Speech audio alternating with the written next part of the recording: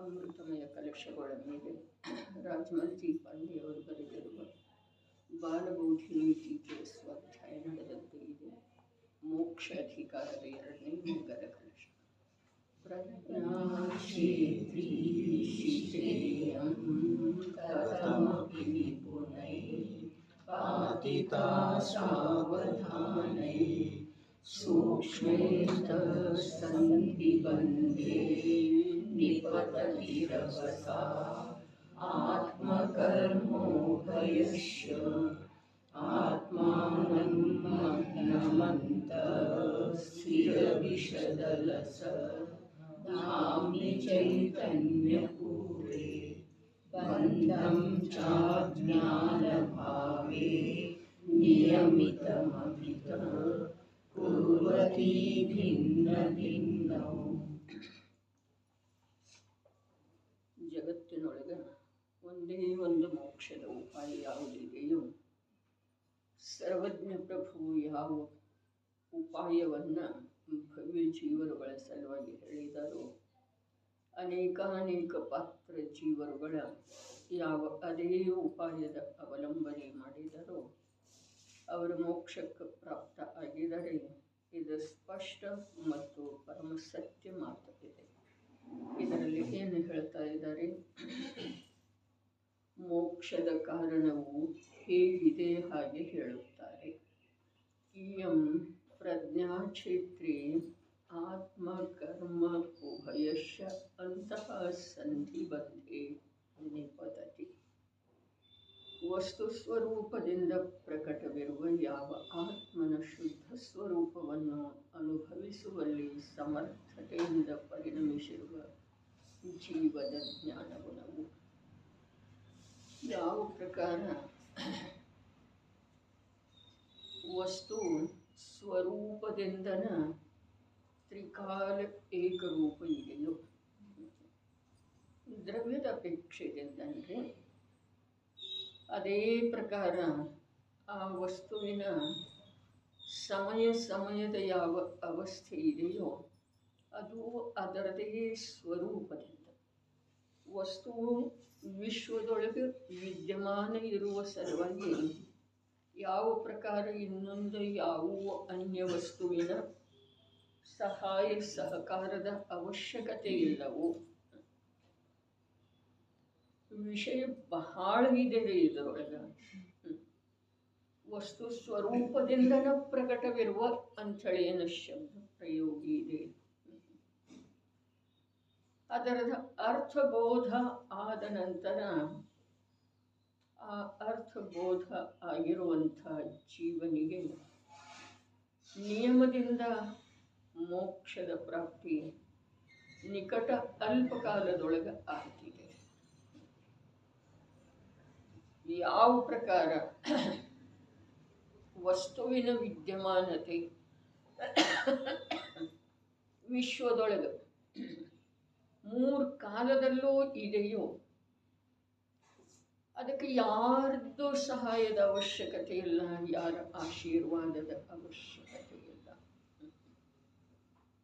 ಅದೇ ಪ್ರಕಾರ ಆ ವಸ್ತುವಿನಲ್ಲಿ ನೇರವಾಗಿ ಈಗ ವಿಷಯಕ್ಕೆ ಬಂದರೆ ಈ ಯಾವ ಸಮನಸ್ಕ ರೂಪದ ದಶಾ ಪ್ರಾಪ್ತ ಆಗಿದೆಯಲ್ಲ, ಅದರ ಸ್ವರೂಪದಿಂದನೇ ಆಗಿದೆ, ಅನ್ಯ ಯಾವುದರಿಂದ ಅಲ್ಲ. ಅನ್ಯ ಯಾವುದೇನ ಕರ್ಮದ ಉಪಶಮದಿಂದ ಅಲ್ಲ ನೋಡ್ರಿ. ಕರ್ಮದ ಉಪಶಮದಿಂದ ಅಲ್ಲ, ವಿಭಾವ ಮಂದಾಗುವುದರಿಂದ ಅಲ್ಲ.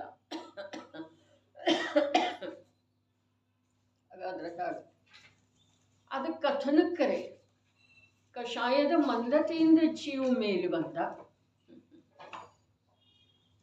ಕರ್ಮದ ಉಪಶಮದಿಂದ ಜೀವ ಮೇಲೆ ಬಂದ, ಸಾಪೇಕ್ಷ ಕಥನ ಇದೆ ಅದ. ಅದರ ವಸ್ತು ಸ್ವರೂಪದಿಂದನೇ ಜೀವ ಮೇಲೆ ಬಂದ. ಅದಕ್ಕೆ ಪ್ರಯೋಜನಭೂತ ಅಂಶದ ಸತ್ವದ ವಿಚಾರ ಮಾಡಿದ್ದೆ. ಆದ್ರೆ ನಿನ್ನೆ ಹೇಳ್ತಲ್ಲ, ಬಂದ ಬರಲಿಲ್ಲ, ಅದಕ್ಕೇನು ಮಾಡೋದಿದೆ? ಅನಂತ ಜೀವಗಳದಾವಲ್ಲ, ಅಲ್ಲಿ ಭವ್ಯ ಜೀವಗಳಿದ್ದಾವೆ. ಆ ಭವ್ಯ ಜೀವಂತೂ ಬಹಳ ಕಮ್ಮಿ ಅದಾವ್ರಿ. ಭವ್ಯ ಜೀವಗಳಿದ್ದಾವೆ. ಅವು ಯಾವ ಕಾರಣದಿಂದ ಬರ್ತಾ ಇಲ್ರಿ ಮೇಲೆ? ಇದುವರೆಗೆ ಬಂದಿಲ್ಲ.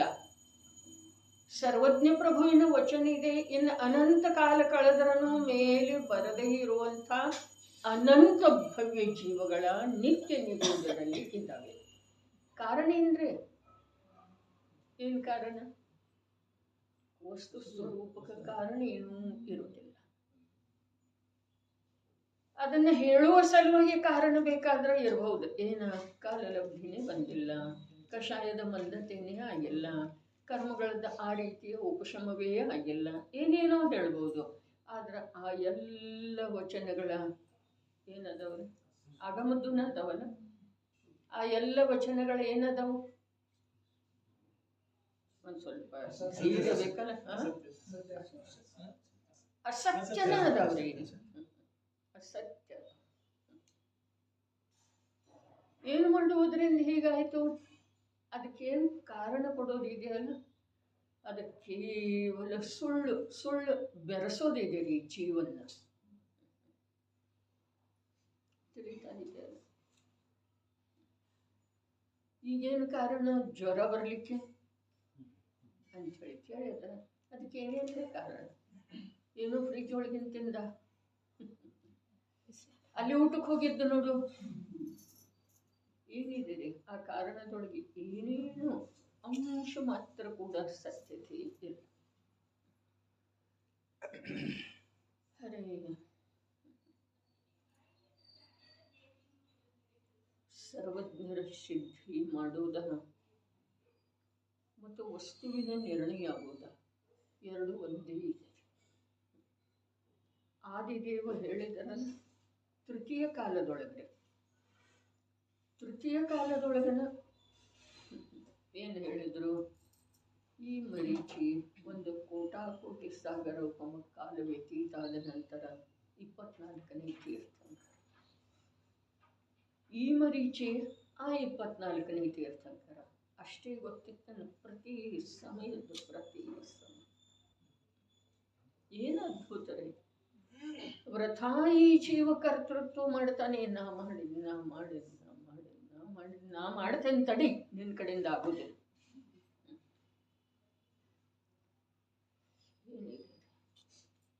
ಹೇಳಿದರಲ್ಲ, ಪ್ರತಿಯೊಂದು ಸಮಯದ ಪ್ರತಿಯೊಂದು ದ್ರವ್ಯದ ಪರ್ಯಾಯ ಸುನಿಶ್ಚಿತ ಇದೆ. ಅದಕ್ಕೆ ಯಾವುದರದ್ದು ಬಾಧೆ ಇಲ್ಲ, ಯಾವುದರದ್ದು ಸಪೋರ್ಟ್ ಸಹಾಯ ಬೇಕಾಗಿಲ್ಲ. ಈ ವಸ್ತು ವ್ಯವಸ್ಥೆಯನ್ನು ತಿಳಿಯೋದ ಈ ದುರ್ಬಲ ಜೀವಕ್ಕ ಇದುವರೆಗೆ ಸಾಧ್ಯ ಆಗಲಿಲ್ಲ. ಉಪವಾಸ ಮಾಡಿದ ಬೇಕಾದ್ರೆ ಏನು ಕಠಿಣ ಇಲ್ರಿ.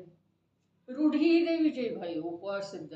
ಹಾಗೆ ನರಕದಲ್ಲಿ 33 ಸಾಗರೋಪಮ ವರ್ಷಗಳವರೆಗೆ ಒಂದು ಕಣ ಅನ್ನಿಲ್ಲದ ಜೀವನ ಮಾಡಿದನ್ರಿ, ಜೀವಂತ ಉಳಿದನ್ರಿ. ಅರೆ ಅದ ವೈಕ್ರಿಕ ಶರೀರ ಇತ್ತು. ಶರೀರ ಯಾವುದಿದ್ರನು, ಆಹಾರ ಶರೀರವೇ ಗ್ರಹಣ ಮಾಡಿದ್ರನು, ಇಚ್ಛೆ ಜೀವದ್ದೇ ಇದೆ. ಮತ್ತು ಆ ಇಚ್ಛೆ ಎಷ್ಟು ಆಹಾರ ಸೇವನೆ ಮಾಡಿದ್ರೂ ತಣಿಯುವುದಿಲ್ಲ. ದಿನ ಒಂದು ಮುಷ್ಟಿ ಅಕ್ಕಿಯನ್ನು ಕುದಿಸಿ ತಿಂದ ನಂತರ ವರ್ಷದೊಳಗೆ ಎಷ್ಟಾಗ್ತವೆ? 50-60 ವರ್ಷದ್ದು ಎಷ್ಟಾಗ್ತವೆ? ಲಾರಿ ಗಟ್ಟಲೆ ಹಾಕ್ತಾವ್ರೆ.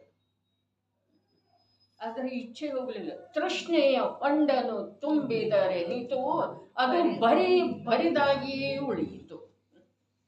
ತೃಷ್ಣೆಯ ಹೊಂಡ ಎಷ್ಟು ದೊಡ್ಡದಿದೆ, ಎಷ್ಟು ತುಂಬಿದ್ರೂ ಅದು ಖಾಲಿನೇ ಉಳಿಯಿತು.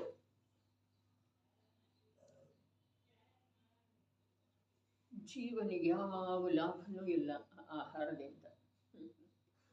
ಇದೆ ಅಂದ್ರೆ ರೂಪಿ ಚಿನ್ಮಾತ್ರ ಸ್ವರೂಪದ ಆತ್ಮ ಜಡ ಪುದ್ಗಲ ಸ್ಕಂಧಲ ಪರಮಾಣುವನ್ನು ಸ್ಪರ್ಶ ಮಾಡೋ ಸಾಧ್ಯ. ವಿಚಿತ್ರತರವಾದಂಥ ಪ್ರವೃತ್ತಿ ಜೀವದ ಯಾಕೆ ಹೋಗ್ತಾ ಇಲ್ಲ? ಕರ್ತೃತ್ವನೂ ಹೋಗ್ತಾ ಇಲ್ಲ, ಅಭಿಲಾಷೆನೂ ಹೋಗ್ತಾ ಇಲ್ಲ. ಅರೆ ಐದದವಲ ಪಂಚಮ ಭಾವದ ಸ್ವೀಕಾರ, ಪರಮ ಪಾರಿಣಾಮಿಕ ಭಾವದ ಸ್ವೀಕಾರ ತನ್ನಲ್ಲೇ ತನ್ನಿಂದ ಅಂತರ್ಮುಖ ದೃಷ್ಟಿಯಿಂದ ಎಲ್ಲಿಯವರೆಗೆ ಆಗುವುದಿಲ್ಲ ಅಲ್ಲಿಯವರೆಗೆ ಅವು ಐದದವ ಈ ಜೀವದ ಮೇಲೆ ರಾಜ್ಯ ಮಾಡ್ತಾವೆ. ಯಾವ ಐದ? ಕರ್ತೃತ್ವ, ಭೋಕ್ತೃತ್ವ, ಸ್ವಾಮಿತ್ವ, ಅಪನತ್ವ, ಮಮತ್ವ. ಮಮ ಮಮ ಮಮ.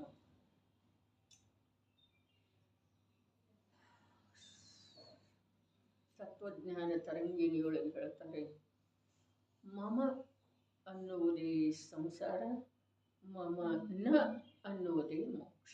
ಮಮ ನ, ನಂದಲ್ಲ, ನಾನಲ್ಲ, ನಾನಲ್ಲ. ಯಾವುದನ್ನು ನಾನು ನನ್ನದು ಅಂತಾನು ಈ ಅರೂಪಿ ಚಿದಾನಂದ ಸ್ವರೂಪದ ಆತ್ಮ, ಅದು ಯಾವುದರದೋ ಅವನಿಗೆ ಅವಶ್ಯಕತೆಯೇ ಇಲ್ಲದಂಥ ಚೈತನ್ಯ ಚಕ್ರವರ್ತಿ ಇದ್ದಾನೆ, ಸುಖದ ಸಾಗರ ಇದ್ದಾನೆ, ಜ್ಞಾನದ ನಿಧಿ ಇದ್ದಾನೆ. ಅವನ ಸುಖ ಒಂದು ಜ್ಞಾನದೊಳಗನೇ ಇದೆ. ಧನದೊಳಗ, ದೇಹದೊಳಗ, ಪರಿವಾರದೊಳಗ, ಸಂಪತ್ತಿನೊಳಗ, ದುರ್ದಸ್ಥನದೊಳಗ ಅವನ ಸುಖ ಲೇಷ ಮಾತ್ರ ಇಲ್ಲ. ಅವುಗಳ ಕಡೆಗೆ ನೋಡಿದ್ದೇ ಆದ್ರೆ ಅವನಿಗೆ ದುಃಖ ತಪ್ಪಿದ್ದಲ್ಲ. ಧನದ ಕಡೆಗೆ, ದೇಹದ ಕಡೆಗೆ, ಪರಿವಾರದ ಕಡೆಗೆ, ದೊಡ್ಡಸ್ತನದ ಕಡೆಗೆ ನೋಡಿದ್ದೇ ಆದ್ರೆ ಅವನಿಗೆ ದುಃಖ ತಪ್ಪಿದ್ದ. ಅವನ ಸುಖ ಬಸವಂದ ಜ್ಞಾನದೊಳಗೆ. ಎಂಥ ಜ್ಞಾನ, ಎಂಥ ಜ್ಞಾನ! ಶುದ್ಧ ಸ್ವರೂಪದ ಅನುಭವದಲ್ಲಿ ಸಮರ್ಥತೆಯಿಂದ ಪರಿಣಮಿಸ್ತಾ ಇರುವಂಥ ಅನುಭವದಲ್ಲಿ ಸಮರ್ಥತೆಯಿಂದ ಪರಿಣಮಿಸ್ತಾ ಇದೆ. ಆದರೆ ಯಾವಾಗ ಅನುಭವ ಮಾಡ್ತಿದೆಯೋ ಆವಾಗ ಅದರ ಆ ಪರಿಣಮಿಸುವಿಕೆ ಸಾಧ್ಯ. ಅಂದ್ರ ಒಂದು ನಿರ್ಣಯ ಈ ಮೋಕ್ಷ ಅಧಿಕಾರದ ಈ ಎರಡನೇ ಕಲಶದ ಮೂಲಕ ಮಾಡೋದಿದೆ. ಜೀವ ಏನನ್ನೂ ಯಾವ ಕಾಲದಲ್ಲೂ ಮಾಡಿಲ್ಲ. ಮತ್ತು ಯಾವ ಜೀವರುಗಳ ಮೋಕ್ಷ ತಲುಪಿದರೋ ಅವರು ಒಂದು ಕಾರ್ಯ ಮಾಡಿದ್ದಾರೆ. ಆಯುಷ್ಯದೊಳಗೆ ಒಂದೇ ಕಾರ್ಯ ಮಾಡೋದಿದೆ. ಎಂಥ ನೈಸರ್ಗಿಕ ವ್ಯವಸ್ಥೆ! ಒಂದೇ ಕಾರ್ಯ ಮಾಡೋದಿದೆ. ಅದರ ನಂತರ ಮತ್ತೊಂದೇನು ಮಾಡಬೇಕಾದಂಥ ಅವಶ್ಯಕತೆನೇ ಬೀಳೋದಿಲ್ಲ. ಅಂಥ ಮಹತ್ ಕಾರ್ಯ ಇದೆ. ಅದು ಮಂದಿರ ಕಟ್ಟಿಸೋದಲ್ಲ, ಗ್ರಂಥ ಬರೆಯೋದಲ್ಲ, ಶಿಬಿರ ಮಾಡೋದಲ್ಲ, ಸ್ವಾಧ್ಯಾಯ ಮಾಡೋದಲ್ಲ, ಕಂಠಸ್ಥ ಮಾಡೋದಲ್ಲ, ದೀಕ್ಷಾ ತಗೊಳ್ಳುವುದಲ್ಲ, ವ್ರತದ ಪಾಲನೆ ಮಾಡೋದಲ್ಲ. ಹಾಗಾದರೆ ಯಾವುದದ ಯಾವುದ ಆತ್ಮನ ಶುದ್ಧ ಸ್ವರೂಪದ ಅನುಭವ ಮಾಡುವಲ್ಲಿ ಸಮರ್ಥತೆಯಿಂದ ಪರಿಣಮಿಸ್ತಾ ಇದೆಯೋ ಆ ಪರಿಣಮಿಸ್ತಾ ಇರುವಂಥ ಜ್ಞಾನದೊಳಗ ಶುದ್ಧ ಸ್ವರೂಪದ ಅನುಭವ ಆಗಬೇಕು. ಮಾಡಬೇಕಾದ್ರೆ ಅದ ತಾನಾಗೆ ಆಗುವುದಿಲ್ಲ. ಇದು ಯಾವುದನ್ನು ಮಾಡಬೇಕಾಗಿಲ್ಲ, ಇದೆಲ್ಲ ತಾನಾಗೆ ಆಗ್ತಾ ಇದೆ. ಯಾವುದ ಧನ ಬರೋದು ಹೋಗೋದು, ಜೀವಗಳ ಸಂಯೋಗದೊಳಗೆ ಬರೋದು ಹೋಗೋದು, ಶರೀರ ಸಬಲ ಇರೋದು, ದುರ್ಬಲ ಆಗೋದು, ರೋಗ ಬರೋದು, ರೋಗ ಹೋಗೋದು, ಯಾವುದರಿಂದನೂ ರೋಗ ಬರುವುದಿಲ್ಲ. ಏನು ಮಾಡಿದರನೂ ರೋಗ ಹೋಗುವುದಿಲ್ಲ. ಯಾವ ತಜ್ಞ ಇರಲಿ, ಸರ್ಜನ್ ಇರಲಿ. ಜನ್ಮ ಮರಣದ ನಿಗಳದೊಳಗೆ ಇಷ್ಟು ವಿಸ್ತೃತವಾದಂಥ ಭೂಮಿಕೆ ಹಾಕಿದ್ದಾರೆ ಅಪ್ಪಾಜಿ. ಇಂದ ಲಕ್ಷಾಂತರ ಕೋಟ್ಯಾಂತರ ದುಡ್ಡು ಆರ್ಥಿಕ ಧನ ವಿನಿಯೋಗ ಆಗ್ತಾ ಇದೆ ಕೇವಲ ಒಂದು ಈ ಶರೀರ ರಕ್ಷಣೆಯ ಸಲುವಾಗಿ.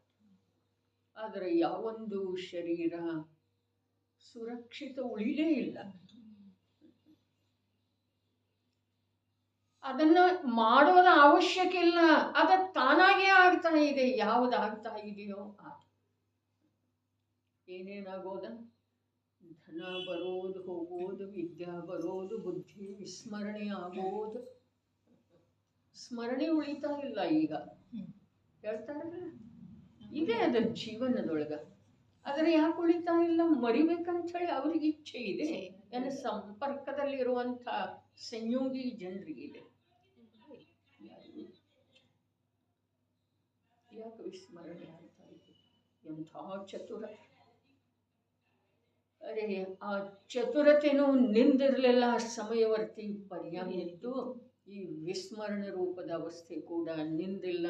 ನೀನು ಮಾಡುವುದರಿಂದ ಅಥವಾ ಯಾರಾದರೂ ಮಾಡುವುದರಿಂದ ಆಗಿಲ್ಲ.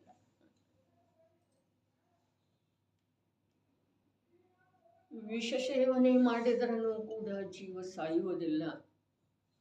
ಅತ್ಯಂತ ಸಾವಧಾನಪೂರ್ವಕ ಸಂಶೋಧಿಸಿ ಆಹಾರ ಸೇವನೆ ಮಾಡಿದ್ರೂ ಕೂಡ ಜೀವ ಉಳಿಯುವುದಿಲ್ಲ. ಆಯುವಿನ ಗಂಟ ಖಾಲಿ ಆಯಿತು ಅಂತಂದ್ರೆ ಜೀವನಿಗೆ ಇಲ್ಲಿ ಉಳಿಲಿಕ್ಕೆ ಅವಕಾಶ ಇಲ್ಲ. ಆಯು ಶೇಷ ಇರುವಾಗ ಯಾರೂ ಏನೂ ಮಾಡಿದ್ರೆ ಅವ ಸಾಯುವುದಿಲ್ಲ. ಇದು ವಸ್ತು ವ್ಯವಸ್ಥೆ. ಇದನ್ನು ನೋಡಬೇಕು, ದೀರ್ಘ ಅಭ್ಯಾಸ ಮಾಡಬೇಕು, ನಿರ್ಣಯ ಮಾಡಬೇಕು, ಮತ್ತು ನಮ್ಮ ಕರ್ತೃತ್ವ ಬುದ್ಧಿಯನ್ನು ನಾವು ಬಿಟ್ಟುಕೊಳ್ಬೇಕು. ಯಾರಿಗೆ ನಿರ್ಣಯ ಆಗ್ತಿದೆಯೋ ಅವರ ಕರ್ತೃತ್ವ ಬುದ್ಧಿ ನಿಯಮದಿಂದ ಬಿಟ್ಟು. ಹಾಗಾದ್ರೆ ಮಾಡೋದು ಕಾರ್ಯ ಒಂದೇ ಏನಿದೆ? ಸ್ವರೂಪದಿಂದನೇ ಏನು ಪ್ರಗಟ ಇದೆಯಲ್ಲ, ಪರ್ಯಾಯ ಸಾಮರ್ಥ್ಯ. ಎಂಥ ಸಾಮರ್ಥ್ಯ? ತನ್ನ ಶುದ್ಧ ಆತ್ಮನ ಅನುಭವ ಮಾಡುವುದರಲ್ಲಿ ಸಮರ್ಥ. ಅರೆ ಬಹಳರೇ, ನನಗಂತೂ ಶಬ್ದಗಳ ಸಮರ್ಥ ಇದೆ. ಇಲ್ಲಿಯವರೆಗೆ ಅಸಮರ್ಥ ಇತ್ತು. ಇಲ್ಲಿಯವರೆಗೆ ಅಸಮರ್ಥ ಇತ್ತು. ಇಂದಿನವರೆಗೆ ಅನಾದಿಯಿಂದ, ಅನಾದಿ ಅನ್ನುವ ಶಬ್ದದ ಒಂದು ಸ್ವಲ್ಪರೇ ನಮಗೆ ರೋಮಾಂಚಿತಕಾರಿ ಅರ್ಥ ಆಗ್ತಿದೆಯ ನಾವು ಒಳಗ. ಅನಾದಿ, ಅರೆ ಅನಂತ ಜೀವರುಗಳ ಸ್ವಸುಖವನ್ನು ಸಾಧಿಸಿಕೊಂಡ ಶಾಶ್ವತವಾಗಿ ಸುಖ ಸ್ಥಾನವನ್ನು ತಲುಪಿದರು. ಆದರೂ ನನ್ನಲ್ಲಿ ಸಾಮರ್ಥ್ಯನೇ ಇರಲಿಲ್ಲ ಆ ನಿಜ ಸುಖ, ವಾಸ್ತವಿಕ ಸುಖ, ಅತೀಂದ್ರಿಯ ಸುಖ, ಸ್ವಾಧೀನ ಸುಖ, ಆತ್ಮಿಕ ಸುಖವನ್ನು ಪ್ರತ್ಯಕ್ಷ ಅನುಭವಿಸುವಂತಹ ಸಾಮರ್ಥ್ಯನೇ ಇರಲಿಲ್ಲ. ಯಾಕಿರಲಿಲ್ಲ? ವಸ್ತು ಸ್ವರೂಪದಿಂದ ಅಂತ ಹೇಳಿದ್ದಾರೆ. ವಸ್ತು ಸ್ವರೂಪದಿಂದನೇ ಇರಲಿಲ್ಲ. ನನ್ನ ವಸ್ತುವಿನ ಸ್ವರೂಪದೊಳಗನ ಅಂತಹ ಸಾಮರ್ಥ್ಯ ಪ್ರಗಟ ಇರುವಂತಹ ಪರ್ಯಾಯದ ಕಾಲ ಬಂದಿರಲಿಲ್ಲ. ಈಗ ಬಂದದ್ದು ಇದೆ ಸಾಮರ್ಥ್ಯ. ಆ ಸಾಮರ್ಥ್ಯದ ವಿನಿಯೋಗ ಮಾಡಿಕೊಳ್ಳೋದು. ಯಾವ ಹೊರಗಿನ ಬಾಹ್ಯ ಧಾರ್ಮಿಕ ಬಾಹ್ಯಾಂಗದೊಳಗ ಎಷ್ಟೆಷ್ಟು ನಮಗೆ ರುಚಿ ಇದೆ, ಆದ್ರೆ ಆ ರುಚಿಯೇ ಏನು ಮಾಡ್ತಿದ್ದೀರಿ? ಆ ರುಚಿಯೇ ಇದು ಅಂತರಂಗದ ಕಾರ್ಯದೊಳಗೆ ವಿಘ್ನ ಮಾಡ್ತಿದೆ. ಹೊರಗಿನವ್ರು ಯಾರು ಇಲ್ರಿ. ಅಂತರಂಗದಾಗ ವಿಘ್ನ ಆಮೇಲೆ ಆಗಲಿ, ಆ ರುಚಿಯೇ ಆಮೇಲೆ ಅರುಚಿ ಆಗ್ತಿದ್ದೀರಲ್ಲ. ಹೌದು, ನಿಜವಾಗಿರೇ ಆ ಕ್ರಿಯಾಕಾಂಡ ಬಾಹ್ಯಾಂಗದೊಳಗೆ ತೊಡಗಿದ್ದ ಇದೆಯಲ್ಲ, ಯಾಕಪ್ಪ ನಾ ಇದನ್ನು ಮಾಡಿದ್ನು?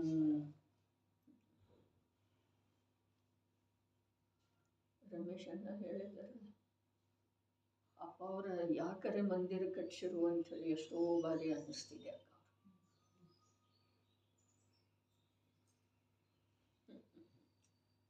ಎಂಥ ರುಚಿ!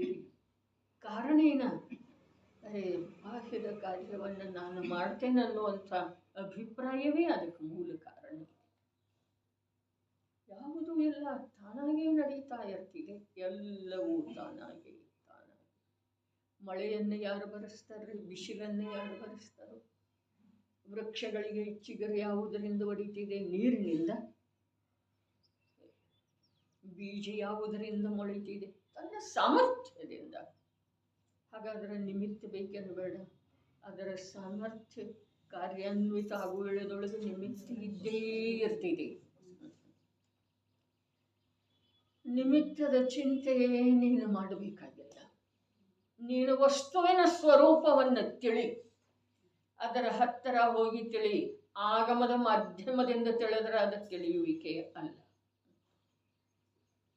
ವಸ್ತುವಿನ ಹತ್ತಿರ ಹೋಗಿ ಪ್ರತ್ಯಕ್ಷ ನೋಡಿ ತಿಳಿ. ಅಂತರಂಗದ ವಸ್ತು ಅಂತರ್ಮುಖ ಜ್ಞಾನದಿಂದ ಪ್ರತ್ಯಕ್ಷ ಇದೆ ಗೌರಣ್ಣವರು. ಅಂತರಂಗದ ವಸ್ತು ಅಂತರ್ಮುಖ ಜ್ಞಾನದಿಂದ ಪ್ರತ್ಯಕ್ಷ ಇದೆ. ಬಾಹ್ಯದ ವಸ್ತು ಏನು ಕಾಣಿಸ್ತಿದೆ ಅಲ್ಲ, ಅದೆಲ್ಲವೂ ಅವಿದ್ಯಮಾನ ಇದೆ. ಪರೋಕ್ಷ ಅನ್ನೋದಿಲ್ರಿ, ನಾನು ಪರೋಕ್ಷದ ಮಾತೇ ಇಲ್ಲ ಅಲ್ಲಿ.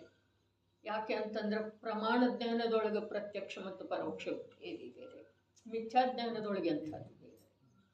ಪರ್ಯಾಯ ದೃಷ್ಟಿಯೊಳಗ ಅರೆ ಯಾವುದೆಲ್ಲ ಬಾಹ್ಯದಲ್ಲಿ ಕಾಣಿಸ್ತಾ ಇದೆ ಅದು ಅವಿದ್ಯಮಾನ, ಮುಂದಿನ ಸಮಯದೊಳಗೆ ಇರುವುದರ ನಿಶ್ಚಿತತೆ. ಪರ್ಯಾಯ ಮಾತ್ರ ಇದೆ, ಅದು ಸ್ಥೂಲ ಪರ್ಯಾಯ, ರೂಪೀ ದ್ರವ್ಯದ ಪರ್ಯಾಯ, ಜಡ ದ್ರವ್ಯದ ಪರ್ಯಾಯ. ಅರೂಪಿ ದ್ರವ್ಯ 5 ಇಲ್ಲ, 6 ದ್ರವ್ಯ ಅರೂಪಿ. ಕೇವಲ ವಿಕೃತಿ ಕಾಣಿಸ್ತಾ ಇದೆ ನಿನಗ, ಪುದ್ಗಲದ ವಿಕೃತಿ. ಆ ವಿಕೃತಿ ಶಾಶ್ವತ ಅಲ್ಲ. ಶಾಶ್ವತ ಅಲ್ಲ ಅನ್ನೋ ಮಾತು ಒಂದು ಕಡೆಗೆ ಇದ್ರೆ ಅದು ಅದರ ಸ್ವರೂಪ ಅಲ್ಲ. ಯಾವ್ದ ವಿಕೃತಿ ವಸ್ತುವಿನ ಸ್ವರೂಪ ಅಲ್ಲ. ಕ್ರೋಧ, ಲೋಭ ಇವು ವಸ್ತುವಿನ ಸ್ವರೂಪ ಅಲ್ಲ, ಜೀವ ವಸ್ತುವಿನ ಸ್ವರೂಪ ಅಲ್ಲ. ಆದ್ರೆ ನಾವು ಯಾರಾದರೂ ಕ್ರೋಧದ ವಚನ ಆಡಿದ್ರೆ ಅದನ್ನು ಎಷ್ಟು ಕಾಲ ಸ್ಮರಣೆಯಲ್ಲಿ ಇಟ್ಕೊಳ್ತೀವಿ. ಆ ವಚನಂತೂ ಸ್ವಲ್ಪ ಸಮಯದ್ದಿತ್ತು, ಅದು ಮುಗಿದು ಹೋಯ್ತು. ಆದ್ರೆ ಅದು ಬುದ್ಧಿಯೊಳಗೆ ಎಷ್ಟು ಕಾಲ ಇರ್ತಿದೆ ಅಂದ್ರೆ ನಮ್ಮ ಜ್ಞಾನಕ್ಕೆ ರುಚಿ ಯಾವುದ್ರದ್ದಿದೆ? ವಿಕಾರದ್.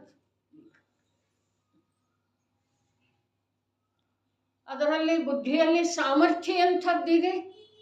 ತ್ರಿಕಾಲ ನಿರ್ವಿಕಾರ ಸ್ವರೂಪದ ಅನುಭವ ಮಾಡುವಂಥ ಸಾಮರ್ಥ್ಯ ಇದೆ. ಅದಕ್ಕೆ ರುಚಿ ಯಾವುದರದಿದೆ? ವಿಕಾರ.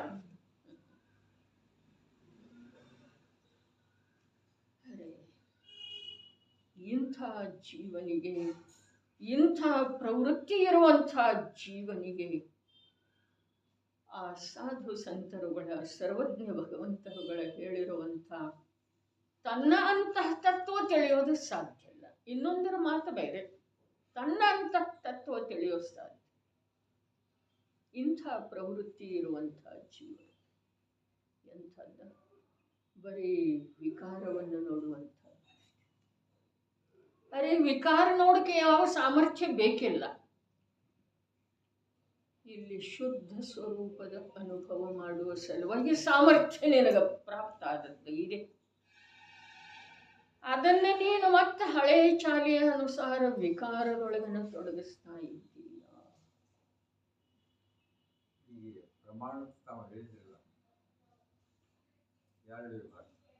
ಪ್ರತ್ಯಕ್ಷ ಮತ್ತು ಪರೋಕ್ಷ ಪ್ರಮಾಣ ಜ್ಞಾನದ ಭೇದ.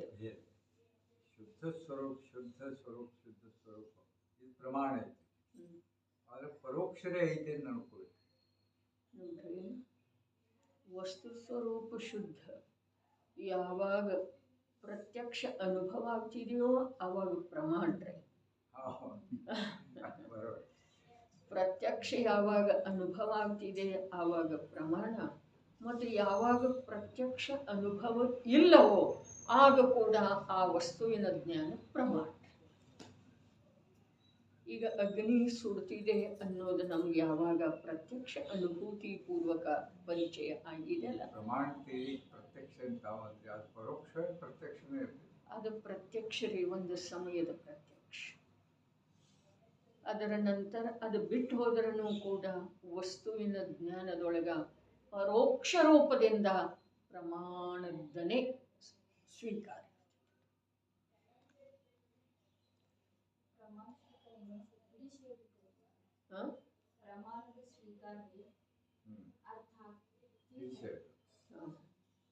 ನೋಡ್ರಿ, ಯಾವಾಗ 2015 ಎಲ್ಲಿ ಶಿಬಿರ ಆಗಿತ್ತು, ಅಲ್ಲಿ ಯಾವ ಗ್ರಂಥ ಬಿಡುಗಡೆ ಆಗಿತ್ತು? ಅಲ್ಲಿ ನಯ ಮತ್ತು ಪ್ರಮಾಣ, ನಯಜ್ಞಾನ, ಪ್ರಮಾಣ ಜ್ಞಾನ. ಅಲ್ಲಿ ಪ್ರಮಾಣದ ವ್ಯಾಖ್ಯಾ ಒಂದ, ಆ ನಯ ಪ್ರಜ್ಞಾಪನೆಯ ಕಾರ್ಯ ಮಾಡುವುದರಿಂದ ನನ್ನ ಬುದ್ಧಿಯೊಳಗೆ ಪ್ರಕಟ ಆದಂತ ಅಲ್ಲಿ ಸ್ಪಷ್ಟ ಮಾಡಿ. ಪ್ರಮಾಣ ಅರ್ಥಾತ್ ಸತ್ಯ, ಪ್ರಾಮಾಣಿಕ ಜ್ಞಾನ. ಪ್ರಮಾಣ ಜ್ಞಾನ ಅರ್ಥಾತ್ ಸತ್ಯ, ಪ್ರಾಮಾಣಿಕ ಜ್ಞಾನ. ವಸ್ತು ಹೇಗಿದೆಯೋ ಹಾಗೇ ತಿಳಿಯುವಂಥ ಜ್ಞಾನ. ಅದು ಹ್ಯಾಗ ಅನುಭವಪೂರ್ವಕ ಇರ್ತಿದೆ. ಪ್ರಮಾಣ ಜ್ಞಾನದ ಉತ್ಪತ್ತಿ ಅನುಭವಪೂರ್ವಕ ಇರ್ತಿದೆ. ಎಲ್ಲಿ ಪ್ರಮಾಣ ಜ್ಞಾನ ಆಗಿದೆಯೋ ಆ ಜ್ಞಾನದ ಪ್ರಾಮಾಣಿಕತೆ, ಪ್ರತ್ಯಕ್ಷ ಅನುಭವ ಇಲ್ಲಲ್ಲ ಆವಾಗನೂ ಇರ್ತಿದೆ.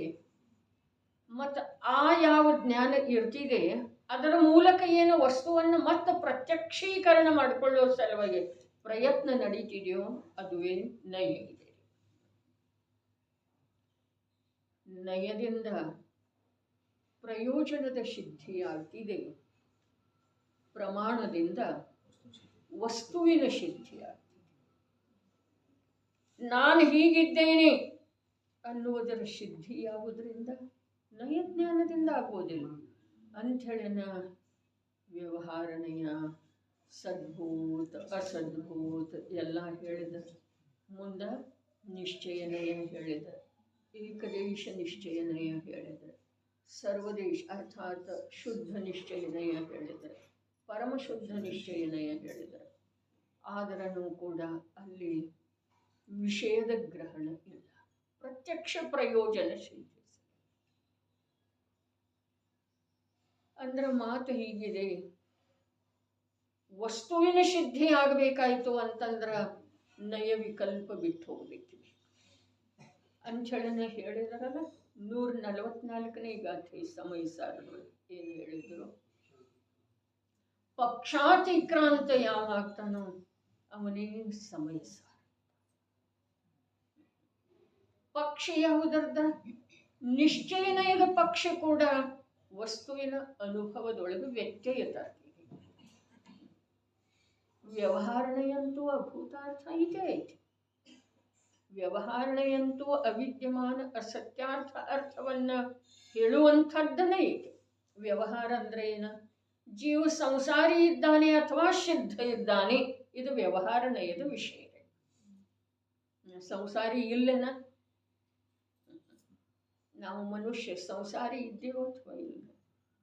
ಅಲ್ಲಿ ಅಶರೀರಿ ಅನಂತ ಸಿದ್ಧ ಭಗವಂತರು ಇದ್ದಾರೋ ಅಥವಾ ಇಲ್ರಿ? ಇದು ವ್ಯವಹಾರನಯದ ವಿಷಯ. ನಿಶ್ಚಯನಯದ ವಿಷಯ ಏನಿದೆ? ನಿಶ್ಚಯನಯದ ವಿಷಯ ಏಕರೂಪ ಚೈತನ್ಯ ಚೈತನ್ಯ ಚೈತನ್ಯ ವಸ್ತುವಿನೊಳಗ ಸಂಸಾರಿ ಪರ್ಯಾಯನೂ ಇಲ್ಲ, ಸಿದ್ಧ ಪರ್ಯಾಯನೂ ಇಲ್ಲ. ಇಷ್ಟು ಹೇಳಿದ ನಂತರ ಇದು ನಿಶ್ಚಯನಯದ ವಿಷಯ.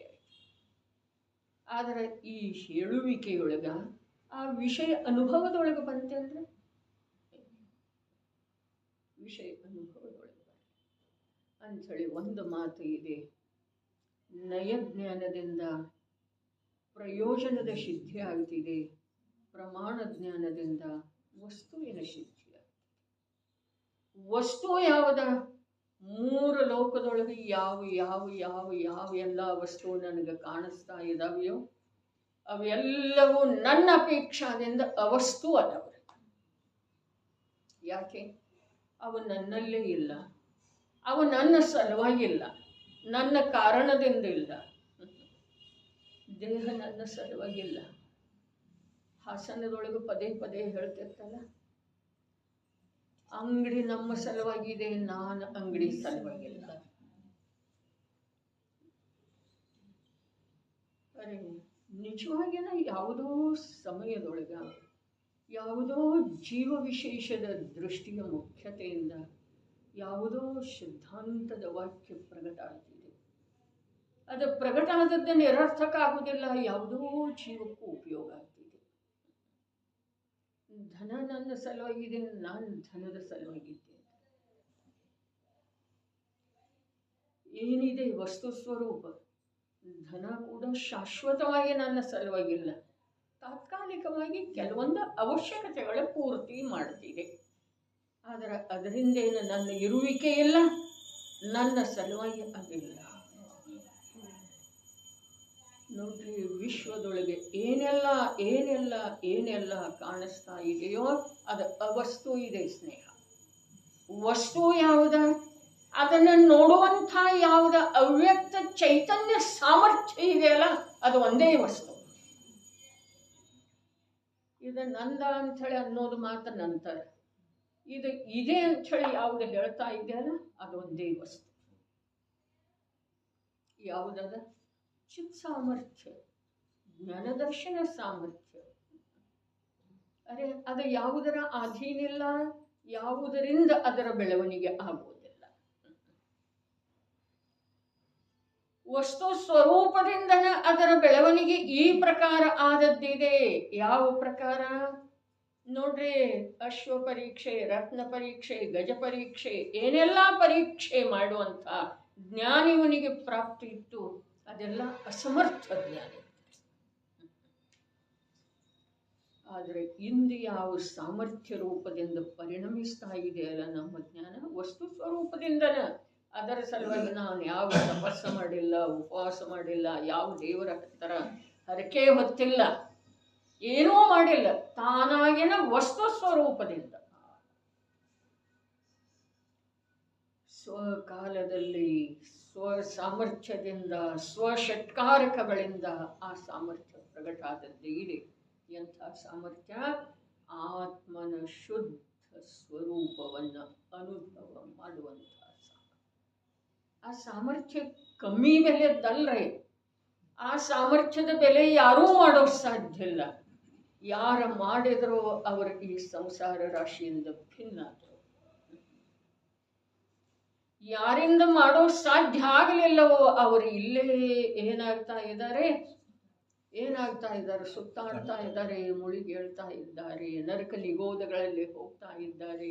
ಎಲ್ಲಿಯೋ ಸ್ವಲ್ಪ ಸಮಯ ಮೇಲೆ ಬಂದ ಏನೋ ಅಹಂಕಾರ ಮಾಡಿ ಮತ್ತೆ ಪುನಃ ಅಲ್ಲೇ ಹೋಗ್ತಾ ಇದ್ದಾರೆ, ಸಿಕ್ಕಾಕೊಳ್ತಾ ಇದ್ದಾರೆ. ಎಂದಾದರೂ ಒಮ್ಮೆ ಪ್ರಾಪ್ತ ಆಗುತ್ತಿದೆ. ಪದ್ಮನಂದಿ ಆಚಾರ್ಯ ದೇವ ಹೇಳಿದ ಮಾತು ಲಕ್ಷಗಳು ತಂದುಕೊಳ್ಳು. ಏನಿದ್ದೀರಿ ಶಬ್ದ? ಹಾ, 4 ಕಾರಣ. ಅದರ ಪ್ರಾಪ್ತ ಹೇಗಾಗ್ತಿದೆ? ಯಾವಾಗ ಆಗ್ತಿದೆ? ಅಸಂಖ್ಯ ಕಲ್ಪಕಾಲಗಳು ವ್ಯತೀತವಾಗಿ ಹೋದ ನಂತರ, ಒಂದು ಕಲ್ಪಕಾಲದೊಳಗೆ ವಾಸಣ್ಣ 20 ಕೋಟಿ ಸಾಗರ್ ರೀ. ಒಂದು ಕಲ್ಪಕಾಲ ಅಂದ್ರೆ 20 ಕೋಟಿ ಸಾಗರೋಪಮ ವರ್ಷ. ಅಂಥ ಅಸಂಖ್ಯ ಕಳೆದು ಹೋದ ನಂತರ ಎಂದಾದರೂ ಒಮ್ಮೆ, ಕಳೆದು ಹೋದ ನಂತರ ನಿಶ್ಚಿತವಾಗಿ ಸಿಗ್ತಿದೆ, ಹೀಗಿಲ್ಲ ಅಶೋಕಣ್ಣ. ಎಂದಾದರೂ ಒಮ್ಮೆ ಸಿಗ್ತಿದೆ. ಏನ? ಮನುಷ್ಯತ್ವ.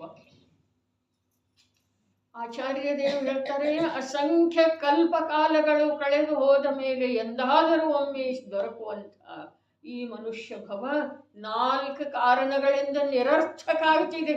ಬುದ್ಧಿಯೊಳಗೆ ಯಾವಾಗಲೂ ಬೇಕರೆ 4 ಕಾರಣ. ಯಾವ 4 ಕಾರಣ? ಯಾವ? ಹೀನ ಕುಲದಲ್ಲಿ ಜನ್ಮ. ಏನ್ ಮಾಡೋದು?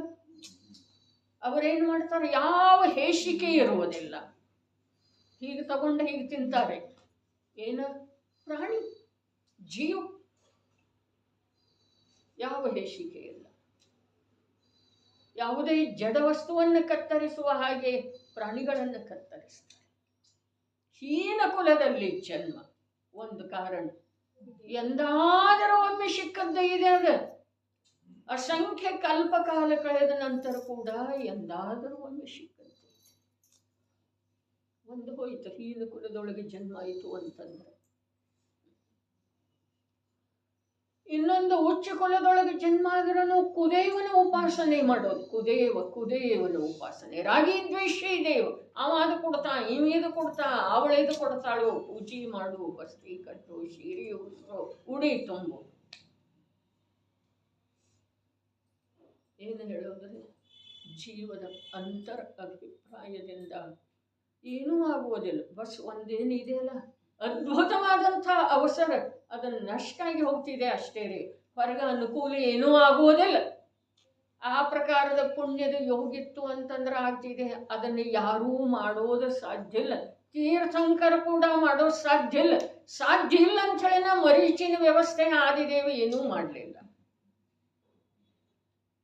ಇನ್ನು ಅನಂತ ವೀರ್ಯ ಸಂಪನ್ನ 100 ಜನ ಇಂದ್ರರಿಂದ ವಂದಿಸಲ್ಪಡುವಂಥ ತೀರ್ಥಂಕರ ಪ್ರಭುನ ಏನು ಮಾಡಲಿಲ್ಲ ಅಂದಮೇಲೆ ಆ ತುಚ್ಛ ದೇವಿಗಳ ಏನು ಮಾಡ್ತಾವ್ರಿ?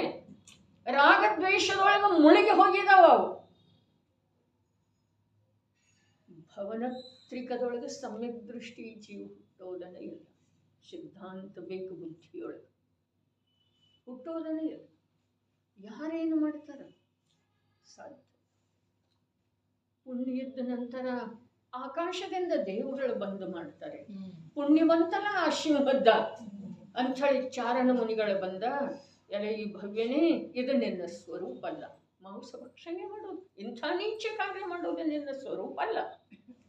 ಅದಕ್ಕೆ ಬೋಧ ಇದೆ. ಬಂದಿತ್ತಲ್ಲ ಪುಣ್ಯ, ಅರ್ಥಾತ್ ಏನ ಪವಿತ್ರ ಮಾರ್ಗದೊಳಗೆ ಸಾಗುವಂಥ ಸಮಯ ಬಂದಿತ್ತು. ಯಾರೂ ಏನೂ ಮಾಡುವುದಿಲ್ಲ, ಬರುತ್ತ ಯಾರೂ ಇಲ್ಲ. ತಾಯಿ ತಂದೆ, ಅರೆ ಮಂಗನಂಥ ಜೀವ ಕೂಡ ಏನ್ ಮಾಡಿತು? ತಾನು ಮುಳುಗೋ ಪ್ರಸಂಗ ಬಂದ ಮೇಲೆ ಮಗನ ಮರಿಯನ್ನು ಕೆಳಗೆ ಹಾಕಿ ತಾನು ನಿಂತಿದ್ದ. ಮಂಗನಂಥದ್ದು. ಮನುಷ್ಯರೇ ಅದಕ್ಕಿಂತ ಬಹಳ ಬುದ್ಧಿಶಾಲಿ ಅದನ್ನು. ಯಾವ ತಾಯಿ ತಂದೆ ಇಲ್ಲ, ಯಾವ ಒಡ ಹುಟ್ಟಿದವರಿಲ್ಲ. ಎಲ್ಲರೂ ತಮ್ಮ ತಮ್ಮ ಸ್ವಾರ್ಥ ಎಲ್ಲಿಯವರೆಗೆ ಸಾಧಿಸಲ್ಪಡ್ತಿದೆಯೋ ಅಲ್ಲಿಯವರೆಗೆ ಜೊತೆಗೆ ಇರ್ತಾರೆ. ಭವಾಬ್ಧಿ ನೌಕಾದೊಳಗೆ ಏನು ಬರ್ತಿದೆ? ಯಾರ್ಯಾರು ಚೊಲೋತ ಭಗಿನಿ ಎಲ್ಲ ಹೇಳಿದಾರಲ್ಲ. ಕಠಿಣ ಬಹಳ. ಯಾವ ಮಗನೂ ಮಾಡುವುದಿಲ್ಲ, ಯಾವ ಸೇವಕನೂ ಮಾಡುವುದಿಲ್ಲ. ತನ್ನ ಪುಣ್ಯ ಇತ್ತು ಅಂತಂದ್ರೆ ಈ ಭವದೊಳಗೆ ಏನು, ಅಥವಾ ಯಾವುದೇ ಭವದೊಳಗೆ ಸಂಸಾರದ ಕಾರ್ಯಗಳ ಅನುಕೂಲ ಅವೆಲ್ಲ ಪುಣ್ಯದೆ. ಯಾರಿಗೆ ಯಾರೂ ಏನೂ ಮಾಡೋದು. ಹಾಗಾದರೆ ಎಂಥದ್ದ ಅಸಂಖ್ಯ ಕಲ್ಪಕಾಲಗಳು ಕಳೆದು ಹೋದ ನಂತರ ಎಂದಾದರೂ ಒಮ್ಮೆ ಸಿಗುವಂಥ ಮನುಷ್ಯ ಭವ ಉದೇವನ ಉಪಾಸನೆಯೊಳಗ ಕಳೆದು ನಿರರ್ಥಕ ಆಗಿ ಹೋಗ್ತದೆ. ಆಮೇಲೆ ಹೇಳ್ತಾರೆ ಕುಗುರುವಿನ ಉಪದೇಶ. ಕುಗುರುವಿನ ಉಪದೇಶ ಏನು ಹೇಳ್ತಾನ? ಬಸ್ತಿ ಕಟ್ಟು ನಿಮ್ಮ ಊರಾಗ ಬಂತು. ಕೂಗುರುವಿನ ಸ್ವರೂಪರೇ ಯಾರು ಹೇಳಿದರು? ಸದಾ ಸುಖದಾಶ್ರೀ ರತ್ನಕರಂದ ಶ್ರಾವಕಾಚಾರದೊಳಗೆ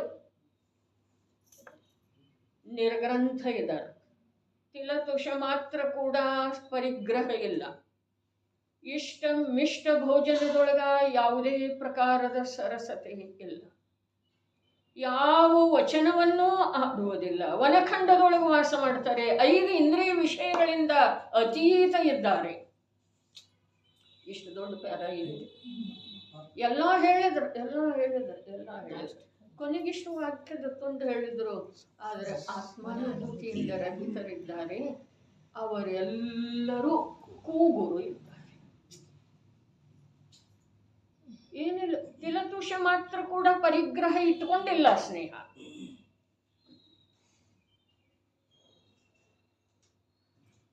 ವನಖಂಡದೊಳಗೆ ವಾಸ ಮಾಡ್ತಾರೆ. ಯಾವ ಭೋಜನ ಸರಸ ನಿರಸ ಭೋಜನದೊಳಗೆ ಇಷ್ಟ ಬುದ್ಧಿ ಮಾಡೋದಿಲ್ಲ. ಹೆಣ್ಮಕ್ಳ ಕಡೆ ಕಣ್ಣೆತ್ತಿ ನೋಡುವುದಿಲ್ರಿ.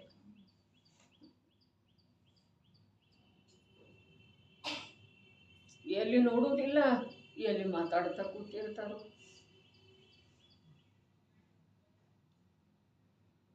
ಒಂದು ಕಡೆ ನೋಡಿದರೆ ಹೆಣ್ಮಕ್ಳ ಕಡೆ ನೋಡುವುದಿಲ್ಲ, ಒಂದು ಕಡೆ ನೋಡಿದರೆ ಹೆಣ್ಮಕ್ಳ ಜೊತೆ ಮಾತಾಡ್ತಾ ಕೂತಿರ್ತಾರೆ. ಇಂಥ ವಿಪರ್ಯಾಸ ಕೂಡ ಅಲ್ಲಿ ಇಲ್ಲ. ಅದರ ಒಂದು ಆತ್ಮಾನುಭೂತಿ ಇಲ್ಲ. ಅವರೆಲ್ಲರೂ ಕೂಗರು ಇದ್ದಾರೆ ಅಂಥೇಳಿ ಹೇಳ್ತಾರೆ. ವ್ರತ ತಗೋ ಅಂಥೇಳಿ ಹೇಳೋದು. ಹಾಗಾದ್ರೆ ಅದು ಯೋಗ್ಯ ಇಲ್ಲೇನ? ಅವಶ್ಯವಾಗಿ ಇದೆ. ಅದರ ವ್ರತ ಯಾರು ತಗೊಳ್ಳೋದಿದೆ? ಯಾರು ತಗೊಳ್ಳೋದು? ಸ್ವಭಾವದ ಸ್ವೀಕಾರ, ಅನುಭೂತಿ, ಭೇದಜ್ಞಾನಪೂರ್ವಕ ಅಂತರಂಗದೊಳಗೆ ಎಲ್ಲಿ ಪ್ರತ್ಯಕ್ಷ ಆತ್ಮನ ಅನುಭವ ಆಗಿಲ್ಲವೋ ಅವರು ಯಾವ ವ್ರತನೂ ತಗೊಳ್ಳೋ ಸಾಧ್ಯ ಇಲ್ಲ. ತಗೊಂಡ್ರ ಅದರ ಫಲ ಏನೂ ಇಲ್ಲ. ಬಸ್ ಸಂಸಾರ ಇದೆ. ಸಂಸಾರ ಅಂತೂ ನಡೆದದ್ದನ್ನು ಇದೆಲ್ಲ. ವ್ರತ ತಗೊಳ್ಳದೇ ಇದ್ರೂ ಇದೆ, ವ್ರತ ತಗೊಂಡ್ರೂ ಇದೆ. ಆದರೆ ವ್ರತ ತಗೊಳ್ಳದೇ ಇದ್ರೆ ನರಕದ ಗಮನ ಆಗ್ಬೋದು, ವ್ರತ ತಗೊಂಡ್ರೆ ಸ್ವರ್ಗಕ್ಕೆ ಹೋಗ್ಬೋದು. ಆದರೆ ಸಂಸಾರ, ಒಳಗಿನ ದುಃಖ, ಆಕುಲತೆ, ಪರಾಶ್ರಿತತನ ಅದಂತೂ ಬಿಟ್ಟು ಹೋಗೋದನ್ನ. ಸ್ವರ್ಗಕ್ಕೆ ಹೋದ್ರೆ ಏನು ಮಹಾನ್ ಕಾರ್ಯ ಸಾಧಿಸಿದ ಹಾಗೆ ಆಯ್ತ್ರಿ. ಅದನ್ನೇ ಗುಣಭದ್ರಾಚಾರ್ಯ ಏನು ಹೇಳಿದರು? ಜೈಲಿನಲ್ಲೇನೆ ಇರೋದು. ಆದರೆ ಮೆಟ್ಲ ಮೇಲೆ ನಿಂತ್ಕೊಂಡು ತನ್ನನ್ನು ತಾನು ದೊಡ್ಡವಂದ್ರೆ ಅದಕ್ಕೆ ಯಾರೇನು ಮಾಡೋದು ಅಂತ ಇರೋದೇ ಇಲ್ಲಿ ಜೈಲಿನೊಳಗೆ. ಸಂಸಾರ ರೂಪದ ಜೈಲಿಗೆ 4 ಗತಿ. ಸ್ವರ್ಗದೊಳಗೆ ಹೋದರೆ ಅದರೊಳಗೆ ಯಾವ ಸಾಧನೆ ಇಲ್ಲ. 3ನೇ ಕಾರಣ ಏನು ಹೇಳಿದ್ರು? ಗುರುವಿನ ಉಪದೇಶ. 4ನೇ ಕಾರಣ ವಿಷಯ ಕಷಾಯದ ತೀವ್ರತೆ. ವಿಷಯ ಕಷಾಯ ಮಾತಿಗೆ ಸಿಡದೇಳೋದು. ಕ್ರೋಧ, ಮಾನ, ಮಾಯ, ಲೋಭ. ವೇದದ ತೀವ್ರತೆ, ಹಾಸ್ಯರತಿ ಅರ್ತಿ, ಮಾತಿಗೆ ನಗೋದು. ಏನಿದೆ ಎಲ್ಲ ಧರ್ಮ ಸೂಕ್ಷ್ಮ ಬಹಳ ಇದೆ. ಆತ್ಮಕಲ್ಯಾಣದ ಮಾರ್ಗ ಬಹಳ ಒಳಗಿದೆ ನೋಡ್ರಿ. ಹೊರಗೆ ಏನರೆ ಮಾಡಿದರ ಏನರೆ ಆಗ್ತಿದೆ ಹೀಗೆ ಮಾತನ್ನ ಇಲ್ಲ. 4 ಕಾರಣಗಳಿಂದ ನಿರರ್ಥಕ. ವಿಷಯ ಲುಬ್ಧನಿಗೆ ಗುರು ಹಿರಿಯರನ್ನು ಭಾವ ಇರುವುದಿಲ್ಲ, ಲೋಕಲಜ್ಜೆ ಇರುವುದಿಲ್ಲ, ಪಾಪ ಪುಣ್ಯದ ಭಯ ಅಂತೂ ಇರುವುದೇ ಇಲ್ಲ. ಈ ಪ್ರಕಾರ ವಿಷಯ ಕಷಾಯದ ತೀವ್ರತೆ ಇರುವಂತಹ ಮನುಷ್ಯರನ್ನು ತಾವು ನಮ್ಮ ಜೀವನದೊಳಗೆ ನೋಡಿದ್ದೇವೆಯೋ ಅಥವಾ ಇಲ್ಲರಿ? ಬೇಕಾದರೆ ಹಾಗಾದರೆ ಮನುಷ್ಯ ಭವ ಏನಾಯ್ತು? ನಿರರ್ಥಕ ಆಯ್ತಾರೆ. 4 ಕಾರಣದಿಂದ. ಅರೆ 4 ಕಾರಣ ಬೇಕಾಗಿಲ್ಲ, 1 ಕಾರಣ ಸಿಕ್ಕರೆ ಸಾಕು.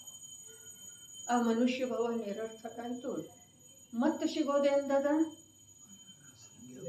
ಅಸಂಖ್ಯ ಕಲ್ಪ ಕಾಲ ಕಳೆದ ನಂತರ ಒಂದು ವೇಳೆ ಶೀಘ್ರ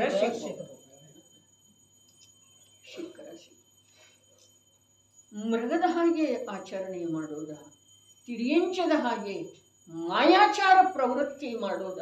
ಅರೆ ಮಾಯಾಚಾರ. ಧರ್ಮಾತ್ಮ ಪುರುಷ ಎಷ್ಟು ಸರಳ ಇರ್ತಾನೆ. ಎಷ್ಟು ಸರಳ ಇರ್ತಾನೋ ಅಂತಂದ್ರನ ಅವನ ದಿಗಂಬರ ನಗ್ನ ಕಾಯನ ಹೇಳ್ತಾ ಇದೆ.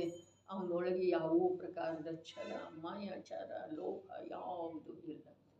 ನಿರ್ಗ್ರಂಥ ದಿಗಂಬರ ಕಾಯ ಸೇವಿಯೇ ಪ್ರಕಟ ಹೋರಹ ಅಂತರ್ಮನ. ನಿರ್ಗ್ರಂಥತೆ ಇದೊಂದು ವೇಷ ಅಲ್ಲ, ಇದೊಂದು ರೂಪ ಅಲ್ಲ. ಸಮಸ್ತ ವೇಷಗಳನ್ನ ಕರ್ಮಾಧೀನ ರೂಪಗಳ ಅನುಭವವನ್ನು ತ್ಯಾಗ ಮಾಡುವಂತಹ ಒಂದು ವಿಶಿಷ್ಟ ಸ್ವಭಾವ ರೂಪ ಸ್ವರೂಪ ಇದೆ. ಅದು ನಗ್ನ ದಿಗಂಬರ ದರ್ಶನ. ಅದೇನು ಯಾವಾಗ ಬೇಕಾವಾಗ ಧಾರಣ ಮಾಡೋದ, ಯಾವಾಗ ಬೇಕಾವಾಗ ಬಿಟ್ಕೊಡುವ ಮಾತು ಇಲ್ಲ. ನಡೆದಿತ್ತಲ್ಲ ಮಧ್ಯದ ಕಾಲದೊಳಗೆ, ಈಗೇನು ಗೊತ್ತಿಲ್ಲ ನಮ್ಗೆ. ಆ ಕಡೆ ಗಮನ ಇಲ್ಲ, ರುಚಿನೂ ಇಲ್ಲ. ದೀಕ್ಷಾ ತಗೊಳ್ಳೋದನ್ನು ಸುಲಭ, ಮತ್ತು ಬಟ್ಟೆ ಹಾಕೊಂಡು ಮನೆಗೆ ಬರೋದನ್ನು ಸುಲಭ. ಮಧ್ಯದ ಒಂದು ಕಾಲದೊಳಗೆ ನಡೆದಿತ್ತು, ಈಗೇನು ಗೊತ್ತಿಲ್ಲ, ಬೇಕು. ಆದರೆ ಆ ಜೀವನಗಳನ್ನ ಸಂಸಾರ ಅನಂತ ಅನಂತ ಅನಂತ, ದುಃಖ ಪ್ರತಿ ಸಮಯಕ್ಕೆ ಅನಂತ. ಅರೆ ಶುದ್ಧಾತ್ಮನ ವಿರಾಧನೆ, ಶುದ್ಧಾತ್ಮನ ಸುಖದ ಮಾರ್ಗದ ವಿರಾಧನೆ, ಶುದ್ಧಾತ್ಮನ ಸ್ವರೂಪವನ್ನು, ಶುದ್ಧಾತ್ಮನ ಸ್ವರೂಪಕ್ಕೆ ಯಾವ ಮಾರ್ಗದಿಂದ ಹೋದರ ನಿರಾಕುಲ ಶಾಂತಿ ಆಗ್ತಿದೆ ಅದನ್ನು ತಿಳಿಸಿ ಕೊಡುವಂಥವ್ರದ್ದು ವಿರಾಟ್. ಇದು ಮಹಾನ್ ಪಾಪ ಇದೆ. ಒಂದು ಸ್ವಲ್ಪ ಸೂಕ್ಷ್ಮ ಮಾತು, ಏನೋ ಅಷ್ಟಮಿ ತಿಥಿ ತಾನಾಗೇನ ಬರ್ತಾ ಇದೆ, ಯಾರೇನು ಮಾಡಲಿಕ್ಕೆ ಸಾಧ್ಯ ಇಲ್ಲ. ಭಾಗ್ಯದಿಂದ ಕರ್ಣಪಟಲದ ಮೇಲೆ ಸಪ್ತ ವ್ಯಸನಕ್ಕಿಂತಲೂ ವಸ್ತು ಸ್ವರೂಪದ ವಿರಾಧನೆಯ ರೂಪದ ಪಾಪ ಭಯಂಕರ ಇದೆ. ಸಪ್ತ ವ್ಯಸನದ ಸ್ವಲ್ಪ ಧೈರ್ಯದಿಂದ ಕೇಳುವುದರೆ ಛಲಗ್ರಹಣ ಮಾಡುವುದಿಲ್ಲ. ಸಪ್ತ ವ್ಯಸನದ ಸೇವನೆ ಮಾಡುವಂಥ ಜೀವ ಸಪ್ತಮ ನರಕಕ್ಕೆ ಹೋಗಬಹುದು.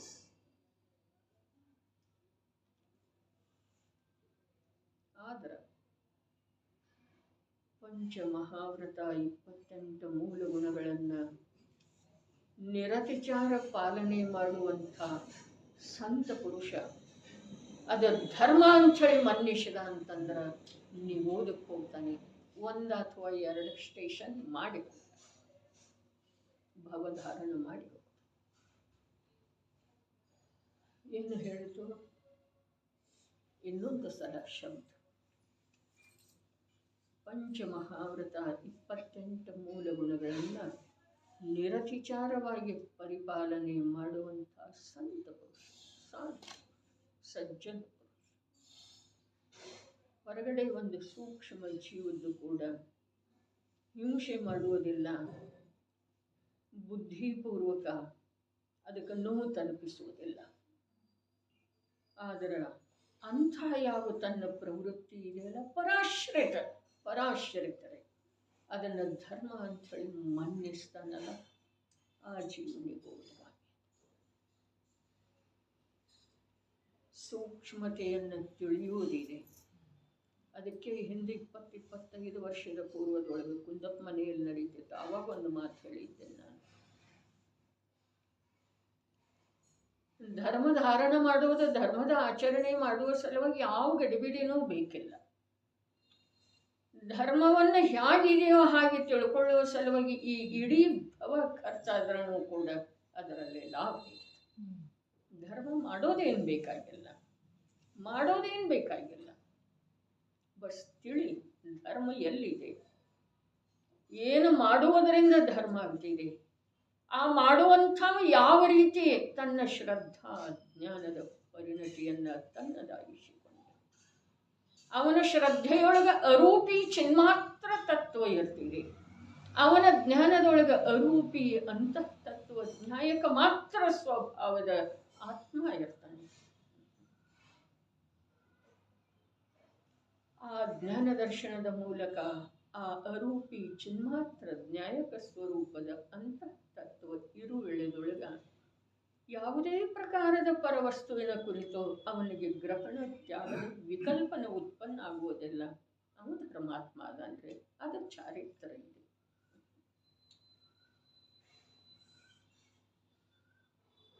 ವ್ರತದ ವಿಕಲ್ಪ ಇದು ಚಾರಿತ್ರಕ್ಕ ಮಾಡಿದರೆ ಒಂದು ಸ್ವಲ್ಪ ಬಾಧಾ ಮಾಡುವಂಥದ್ದಿದೆ, ಅನುಕೂಲ ಮಾಡುವಂಥದ್ದು. ಧರ್ಮದ ವಾಸ್ತವಿಕತೆಯನ್ನು ತಿಳಿಯುವ ಸಲುವಾಗಿ 4 ಭವ ಹೋಗಿಲ್ರಿ. ಅದನ್ನು ಟೋಡರ್ ಮಲ್ಲರ ಹೇಳಿದಾರಲ್ಲ, ಸಮ್ಯತ್ವ ಸನ್ಮುಖ ಮಿಥ್ಯಾದೃಷ್ಟಿ. ಕೊನೆಯ ಪರಿಚ್ಛೇದ ಏನಿದೆ, ಒಮ್ಮೆ ಓದುತ್ತಾನೆ, ಒಮ್ಮೆ ಕೇಳುತ್ತಾನೆ, ಒಮ್ಮೆ ಚರ್ಚೆ ಮಾಡ್ತಾನೆ, ವಿಚಾರ ಮಾಡ್ತಾನೆ, ಮತ್ತು ತನಗಿಂತ ಅಧಿಕ ಜ್ಞಾನಿಗಳ ಹತ್ರ ವಿಷಯವನ್ನಿಟ್ಟ ಚರ್ಚೆ ಮಾಡ್ತಾನೆ ಮತ್ತು ವಿಚಾರ ಮಾಡ್ತಾನೆ.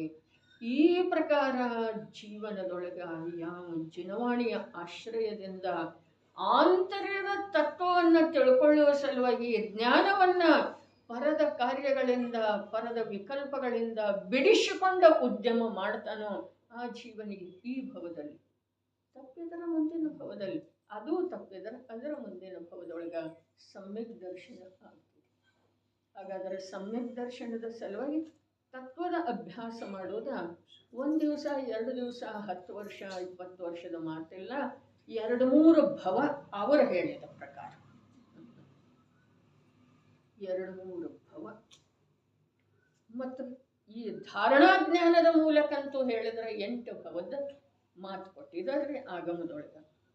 ಅದನ್ನು ನಿನ್ನೆ ಕೇಳಿ ಇಂದ ಕಾರ್ಯಾನ್ವಿತ ಆಗುವಂಥದ್ದು ವಸ್ತು ಅಲ್ಲ. ಮತ್ತೆ ಏನೋ ನನ್ನಲ್ಲಿ ಬದಲಿ ಆಗಿಲ್ಲ ಅಂಥೇಳಿ ಅಂದುಕೊಂಡ ನಿರಾಶೆ ಆಗಿ ಬಿಟ್ಟು ಕೊಟ್ರಂತೂ ಹೋಗೋದನ್ನರೇ ಎಲ್ಲಿ ನೇರವಾಗಿ ಅಕ್ಷರದ ಅನಂತವ ಹಾಗೆ ಜ್ಞಾನ ಇರುವಂಥ ಸ್ಥಾನಕ್ಕೆ ಕರೆ. ಏನೂ ಇಲ್ಲ, ಬರೇ ಒಂದು ಕ್ರೋಧದ ಮಾತ ಸರ್ವಜ್ಞ ಅನ್ನುವಂಥ ಕನ್ನಡ ಕವಿಯಲ್ಲಿ ಹೇಳಿದ, ಕೋಪವೆಂಬುದು ಕೇಳು ಪಾಪದ ನೆಲೆಗಟ್ಟು, ಕೂಪದೊಳು ನೇಣು ಹರಿಯುವಂತೆ ನರಕಕ್ಕೆ ಕೋಪಿ ತಾನಿಳಿಯುವ ಸರ್ವಜ್ಞ.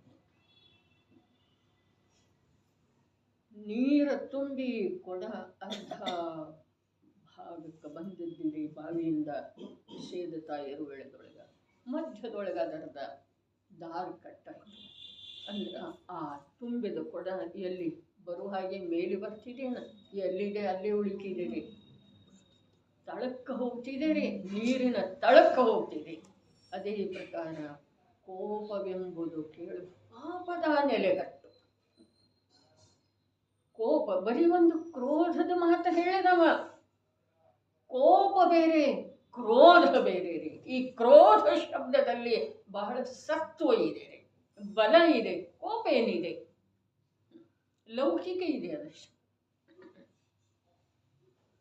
ಹಾಗಾದ್ರೆ ಅಂಥ ಅಷ್ಟ ಸಾಮಾನ್ಯ ಕ್ರೋಧದಿಂದನೇ ಇಷ್ಟ ಅನಾಹುತ ಆಗಬೇಕಾದ್ರೆ ಶುದ್ಧಾತ್ಮನ ಕುರಿತು ಅನಂತ ಕ್ರೋಧ ಇದೆ ಅಂಥೇಳಿ ಅವನ ಸನ್ಮುಖ ನಮ್ಮದು ಪ್ರವೃತ್ತಿ ಆಗ್ತಾ ಇಲ್ಲ. ಇಲ್ಲಿದೆ ರುಚಿ, ಇಲ್ಲಿ ಇಲ್ಲಿ ಎಲ್ಲಿ ಯಾವುದು ನಶ್ವರ ಇದೆಯೋ, ಯಾವುದು ನಿತಾಂತ ದುಃಖವನ್ನು ತನ್ನ ಗರ್ಭದೊಳಗೆ ತುಂಬಿಕೊಂಡದ್ದಿದೆಯೋ ಅಲ್ಲಿ ನಮ್ಮದು ರುಚಿ ಇದೆ. ಅಂತಃ ತತ್ವದ ಕಡೆಗೆ ಇಲ್ಲಿ ಹೇಳಿದರೆ ಎಂಥದ್ದು ಸಾಮರ್ಥ್ಯ ಪ್ರಾಪ್ತ ಆದದ್ದಿದೆ ನಮಗೆ, ಸಾಮರ್ಥ್ಯ ಎಂಥದ್ದು. ಅದನ್ನೇ ಅಲ್ಲಿ ಹೇಳಿದರೆ ಪೂಜ್ಯಪಾದಾಚಾರ್ಯ ಇಷ್ಟೋ ದೇಶದೊಳಗೆ ಯಾವ ಗುರುಭಾರವನ್ನು ಹೊತ್ತ ಅನೇಕ ಯೋಜನೆ ನಡೀತಾನೋ ಅವನಿಗೆ ಅಲ್ಪ ಭಾರವನ್ನು ಹೊತ್ತ ಸ್ವಲ್ಪ ದಾರಿ ನಡೆಯೋದು ಸಾಧ್ಯ ಇಲ್ಲೇನ. ಇದು ಅಲ್ಪ ಭಾರ ಇದೆ. ಯಾವುದ ವ್ರತಾದಿಗಳ ಆಚರಣೆ, ಉಪವಾಸ, ಸಂಯಮ, ದಾನ, ಇದೆಲ್ಲ ಅಲ್ಪ ಭಾರ. ಇದರಿಂದ ಅಲ್ಪ ದಾರಿ ಸ್ವರ್ಗದ ತನಕ ಹೋಗೋದು ಮತ್ತೆ ಬರೋದ್ರಿ. ಆದರೆ ನನ್ನ ಸಾಮರ್ಥ್ಯ ಜ್ಞಾನದೊಳಗೆ ಎಂಥದ್ದಿದೆ, ಮೋಕ್ಷ ತನಕ ಇಲ್ಲಿಂದನೇ ನೇರವಾಗಿ